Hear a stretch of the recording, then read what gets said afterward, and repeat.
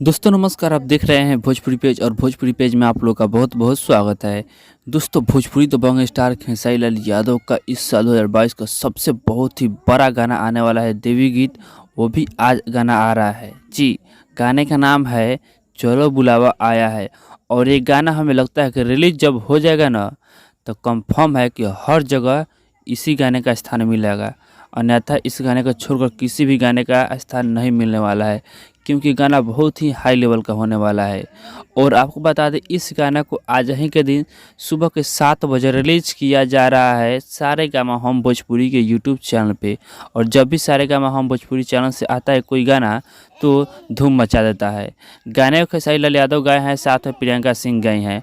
और इस गाने का म्यूजिक बनाए कृष्णा बेदर्दी जी और प्यारे लाल यादव जी लिखे हैं। और आप लोग तैयार रहेगा सुबह के 7 बजे इस गाने को सुनने के लिए। बहुत ही शानदार गाना होने वाला है। वीडियो में आप सभी को शिवानी यादव नज़र आने वाली है। तो अभी का यही अपडेट है। ये अपडेट जाने कैसा लगा कमेंट बॉक्स में कमेंट करके अपना राय जरूर बताइएगा। चैनल पर नया है, चैनल सब्सक्राइब कीजिए, वीडियो को लाइक कीजिए, ज़्यादा अपने दोस्तों के पास शेयर कीजिए।